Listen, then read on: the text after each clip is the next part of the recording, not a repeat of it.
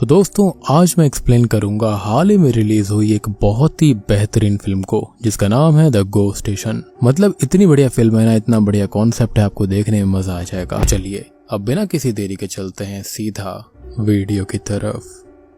Movie की शुरुआत में हम अक्सू स्टेशन को देखते हैं जहां पर एक लड़का अकेला बैठा होता है। तभी उस स्टेशन पर एक पागल औरत आती है जो कि अजीब हरकतें कर रही थी। वो लड़का उस औरत के बारे में सोशल मीडिया पे शेयर करता है और बताने लगता है कि कैसे वो अजीब तरह से बिहेव कर रही है, जिसके तुरंत ही बाद वो औरत वहां से गायब हो जाती है। अब वो लड़का उसी जगह पर जाकर देखने लगता है, लेकिन तभी स्टेशन का एंट्री गेट खुल जाता है और सबसे शॉकिंग बात ये थी कि वहाँ पर कोई ट्रेन नहीं आई थी। तभी अचानक से ही ट्रेन के ट्रैक से कुछ आवाजें आने लगती हैं, जिसे सुनने के लिए वो लड़का नीचे देखने लगता है और तभी वो गेट्स अचानक बंद हो जाती हैं, जिससे कि काफी ब्रूटल वे में उसकी मौत हो जाती है और ये सीन यहीं पर कट हो जाता है। अब तभी हम किम नाम की एक रिपोर्टर को देख पाते हैं जिसने रिसेंटली एक एक्ट्रेस के बारे में कुछ न्यूज रिपोर्ट बनाई थी जो कि काफी अच्छी पब्लिसिटी पा रही थी। लेकिन इस रिपोर्ट के अंदर एक दिक्कत आ जाती है कि ये सब न्यूज किम ने बिना उस एक्ट्रेस की परमिशन के पब्लिश की थी, जिसकी वजह से उनकी कंपनी को $50 मिलियन का फाइन लगता है। और इस बात से किम की बॉस उस पर बहुत चिल्लाती है और कहती है कि या तो वो खुद इस फाइन को भरे या फिर एक ऐसा रिपोर्ट बनाए जिसके अंदर बहुत सारे एड्स आने वाले हों,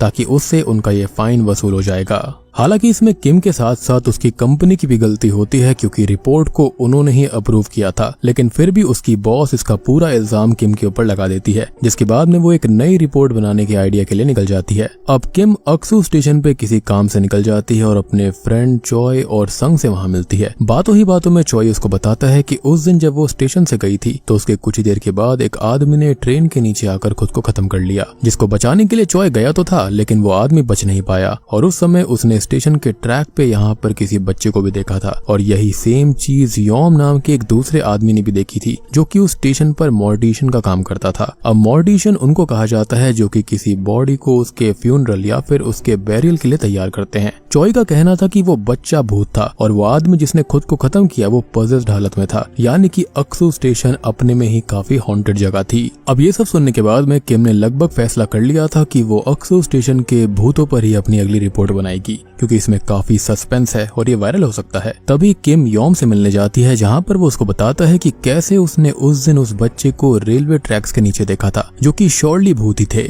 तभी किम अक्सू स्टेशन पे अपनी रिपोर्ट बनाना शुरू करती है, जिसके लिए वो चॉय को उस आदमी की मौत की रियल सीसीटीवी फुटेज निकालने के लिए कहती है, जिसे चॉय समहाउ छुपते छुपाते निकलवाता है। दूसरी तरफ किम स्टेशन के इंचार्ज से स्टेशन और उसके भूतों से रिलेटेड स्टोरीज के बारे में जानने की कोशिश करती है, लेकिन वो आदमी उसको कुछ नहीं बताता। तभी हम चॉय को वॉशरूम में देखते हैं जहाँ पर उसे वॉशरूम में अजीब सी आवाजें आ रही थी, जिससे कि चॉय काफी डर जाता है। लेकिन बाद में उसको पता चलता है कि वो तो संग था जो कि उसको डरा रहा था। असल में उस मौत के बाद चॉय को उस मौत से रिलेटेड काफी डरावने नाइटमेयर्स आ रहे थे और संग उसे यूजुअली ऐसे ही डराया करता था। अब यहाँ पर एक सीन के अंदर संग को शीशे के ऊपर कुछ नंबर्स दिखते हैं जिनको वो इग्नोर कर देता है। और ये जो नंबर वाली बात है ना, इसको आप याद रखना क्योंकि ये इस मूवी का मेन कोर पॉइंट है। खैर अब आगे जब रात में चॉय किम को सीसीटीवी वीडियो दे रहा होता है तब वो उसको बताता है कि उसने ट्रेन के ड्राइवर को अजीब हालत में स्टेशन पे जाते हुए देखा और किम इस मौके का फायदा उठाकर उसका इंटरव्यू लेने के लिए वहां निकल जाती है। किम वहां पर पहुंचती है और ड्राइवर के बाजू में बैठकर उसका इंटरव्यू लेना शुरू करती है, लेकिन ड्राइवर उससे बातें नहीं कर रहा था और ऐसा लग रहा था जैसे कि वो पॉजेस्ड हो। इवन एज अ व्यूअर हम भी देख पाते हैं कि ड्राइवर के कंधे पर एक बच्चे की स्पिरिट बैठी है जो कि उसके गले को पकड़े हुई है और उसी वजह से उसके गले के आसपास काफी निशान आ गए थे।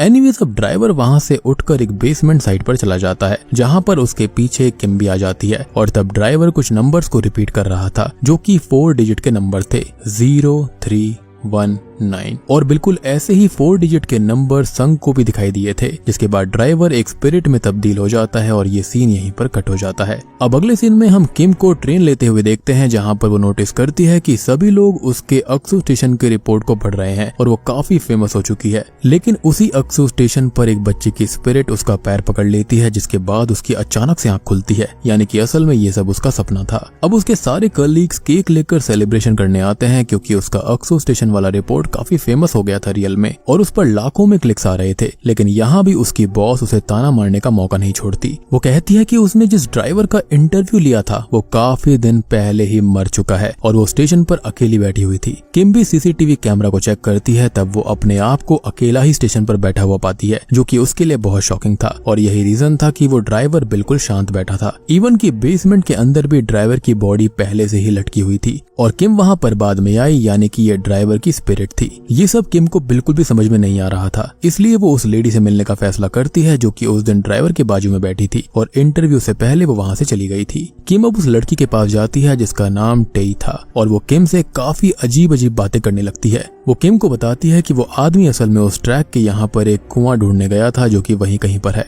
अब असल में बैक स्टोरी ऐसी थी कि स्टेशन जहाँ पर बना हुआ था वहाँ पर एक कुआं हुआ करता था, जिसके अंदर एक किलर ने काफी सारे बच्चों को कैद करके रखा था, जिसमें ऐसे ही कई बच्चों की जान भी चली गई थी और आज उनकी स्पिरिट ही अक्सू स्टेशन को हॉन्ट करती है। लेकिन वो किलर कौन था, ये नंबर्स क्या हैं, ये सारा मीनिंग हमको आगे पता चलेगा।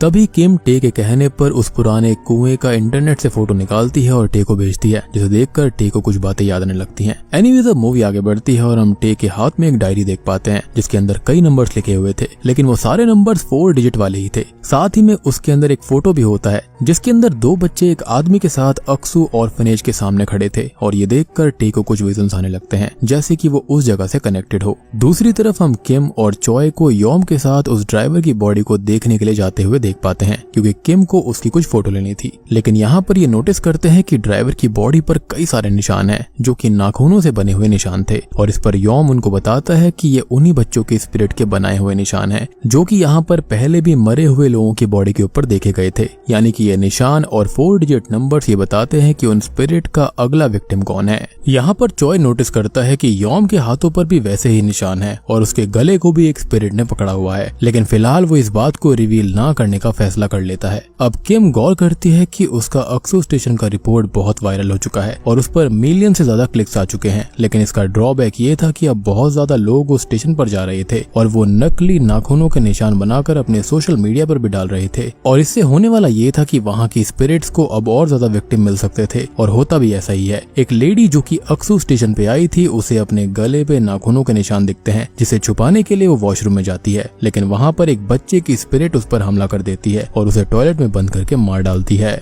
तभी वॉशरूम से काफी अजीब आवाजें आई थी, इसलिए संग को वहाँ पर चेक करने के लिए भेजा जाता है, क्योंकि दोनों उसी स्टेशन पर अलग अलग काम करते थे। संग वहाँ पर पहुँचता है और उस लेडी को मारने वाली स्पिरिट्स उस पर भी हमला करके उसको भी मार देती हैं। इसका ये भी रीजन था कि उसे ऑलरेडी वो नंबर्स दिख चुके थे और कुछ समय पहले उस पर भी नाखूनों के निशान आ चुके थे। अब किम जब संग के फ्यूनरल में जाती है तो वो चॉय से भी मिलती है, जो कि उसको बताता है कि उसे भी कुछ समय पहले एक छोटी बच्ची दिखी थी जिसके कपड़ों पर कुछ नंबर्स लिखे हुए थे और अब उसके भी हाथों पर नाखूनों के निशान है, यानी कि अब वो स्पिरिट्स का अगला विक्टिम है और इसी बात से वो बहुत ज्यादा डरा हुआ था। रात के समय जब वो सो रहा होता है तभी उसे उन्हीं बच्चों की स्पिरिट्स के नाइटमेयर आते हैं और वो कुआं भी सपने में दिखाई देता है। चॉय ये सारी बातें जाकर किम को बताता है और दोनों इसका सॉल्यूशन ढूंढते हैं। टे के पास पहुंचते हैं। अब टे जो कि अपने आप को उसी आदमी की बहन बता रही थी जिसे मूवी के स्टार्टिंग में चॉय बचाने गया था और वो कहती है कि उसका भाई इसलिए मारा गया था क्योंकि वो उस कुएं को ढूंढने गया था। अब सब मिलकर उसके फोन को चेक करते हैं जिसके अंदर उन्हें एक वीडियो मिलता है जहाँ पर टी के भाई को वो कुआं मिल जाता है। इवन उन बच्चों के स्केलेटन्स भी मिल जाते हैं। ये लोग अब उसी कुएं को ढूंढने का फैसला करते हैं ताकि उन कंकालों का फ्यूनरल करके वो इस पूरे डेथ ट्रैप से हमेशा के लिए छुटकारा पा पाएं और उसको बंद कर दें। और इसके लिए चॉय और किम स्टेशन पर जाते हैं। दोनों स्टेशन के ट्रैक्स के जरिए एक टनल में जाते हैं जहाँ पर आगे जाते हुए चॉय को बहुत बार वो स्पिरिट्स हॉन्ट करती हैं, लेकिन समहाउ वो लोग उस कुएं को ढूंढ लेते हैं और तभी वहाँ से सारे बच्चों के स्पिरिट्स बाहर आती हैं। किम उन बच्चों को कहती है कि वो उनकी कहानी सबके सामने लाएगी, जिसके बाद वो सभी बच्चे दर्द से चिल्लाने लगते हैं, जो कि बताता है कि उन्होंने कितना दर्द सहा था। अब स्केलेटन्स को बाहर निकाल लिया जाता है और सब मानने लगते हैं कि अब ये मौत का खेल खत्म हो चुका है, लेकिन ये बात किम के लिए अच्छी नहीं होती। अब होता ऐसा है कि जैसे ही बच्चों की स्पिरिट्स और स्केलेटन वाली बात बाहर आती है तो अक्सू स्टेशन की जो वायरल रिपोर्ट होती है ना, उसके ऊपर उतनी अटेंशन नहीं आ रही थी क्योंकि केस सॉल्व हो चुका था और ऑब्वियस सी बात है कि अनसॉल्व्ड केस के ऊपर ही व्यूज आते हैं और इसी का गुस्सा निकालते हुए किम की बॉस उसको सस्पेंड सस्पेंड कर देती है। मे बी उसकी बॉस को उससे कुछ पर्सनल तकलीफ थी। एनीवे किम इस पर काफी गुस्सा होती है, लेकिन वो कुछ कर नहीं पाती क्योंकि उसके हाथ में कुछ भी नहीं था। दूसरी तरफ हम चॉय को देखते हैं, जिसे अभी भी वो बच्चों की स्पिरिट दिख रही थी और वो स्पिरिट उसको हॉन्ट भी कर रही थी, यानी कि अभी भी ये डेथ ट्रैप पूरी तरह से बंद नहीं हुआ था। खैर चॉय अब स्पिरिट से बचते हुए स्टेशन पर भाग जाता है और वहाँ पर वो अपने सामने यॉम को देखता है। वो तब नोटिस करता है कि उसके हाथों पर अभी भी वो निशान है, लेकिन यॉम के हाथों पर अब वो निशान नहीं थे, यानी कि यॉम ने इससे छुटकारा पाने के लिए कुछ न कुछ किया था। यही सोचकर चॉय उसके पास जाता है और उससे पूछने लगता है, लेकिन यॉम उसकी मदद करने से सीधा मना कर देता है। जिसके बाद में चॉय उसके पीछे उसके घर तक जाता है और ये सीन यहीं पर कट हो जाता है। अब हम किम को देखते हैं जो कि अपने घर पर थी और तभी उससे मिलने वहाँ पर टे आ जाती है और यहाँ पर किम देखती है कि टे के हाथों पर वो नाखूनों के निशान है। जिसके बाद टे बहुत बड़ा सच किम को बताती है। वो बोलती है कि जब वो लोग कुआं ढूंढने गए थे तब पीछे से यॉम ने उस पर हमला कर दिया था और उसे मारने की धमकी देकर उसने वो 4 वाला नंबर उसको बोलने के लिए कहा था, जिसे बोलते ही यॉम का कर्स उस पर आ गया। किम इस पर कहती है कि उसे कैसे पता चला कि ये कर्स ऐसे शिफ्ट होता है, जिस पर टे का जवाब होता है कि उसका पिता एक तांत्रिक था जिसे इन चीजों की अच्छी नॉलेज है। टे यहाँ पर यही बताती है कि वो उसी आदमी की बेटी है जिसने उन सभी बच्चों को कुएं में मारा था। असल में टे भी उन्हीं बच्चों में से थी और एक दिन उस आदमी ने उसे वहाँ से निकाल लिया। टे और उसका भाई दोनों एडॉप्टेड थे और उसने उसके भाई के रिक्वेस्ट करने पर टे को कुएं से बाहर निकाल लिया। जाते हुए सभी दूसरे बच्चों ने टे से कहा था कि तुम जाकर हमें भी यहाँ से बाहर निकलवा लेना। असल में उस किलर आदमी ने सभी बच्चों को 4 डिजिट का एक स्पेसिफिक नंबर दिया था और इससे ही वो सबको आइडेंटिफाई किया करता और यही रीजन है कि हर गोस्ट एक नंबर से जुड़ा हुआ था और इसलिए मैंने आपको कहा था कि इन नंबरों से ही पूरी कहानी जुड़ी हुई है। असल में वो किलर जिस ऑर्फनेज को चलाया करता था उसके बच्चों के ऑर्गन्स को वो बेचा भी करता था और ऑर्गन ट्रैफिकिंग ही उसका काम था, लेकिन बाद में कहीं वो फंस ना जाए इसलिए उसने सभी बच्चों को जिंदा ही उस कुएं के अंदर दफना दिया और ये सब टे और उसके भाई की आंखों के सामने हुआ था। लेकिन वो बहुत डरे हुए थे इसलिए कुछ नहीं कर पाए और यहाँ पर बेसिकली उन्होंने उन बच्चों को इनडायरेक्टली धोखा दिया था।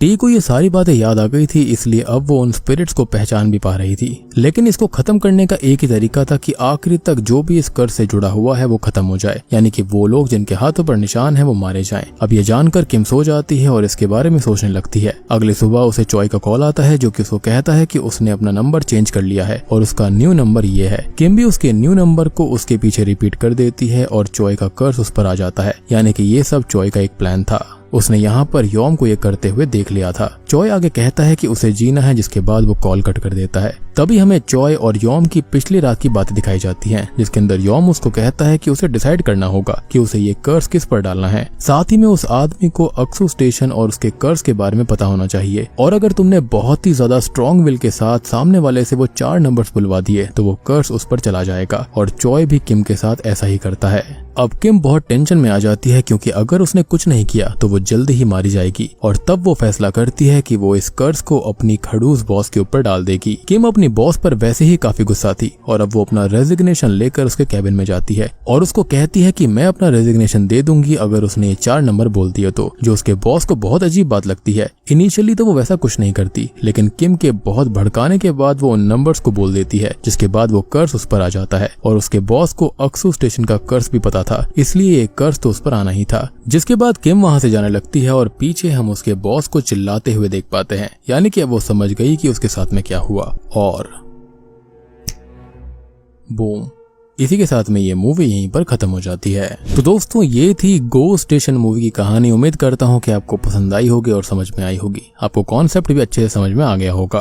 फिर भी अगर आपके कुछ डाउट हैं, कुछ सवाल हैं तो आप कमेंट सेक्शन के अंदर पूछ सकते हैं, मैं आपको जल्दी से जवाब जाएगा। चैनल के ऊपर नए हैं तो सब्सक्राइब कर लेना। तो मैं आप सबको मिलता हूँ अगली वीडियो के साथ में, तब तक के लिए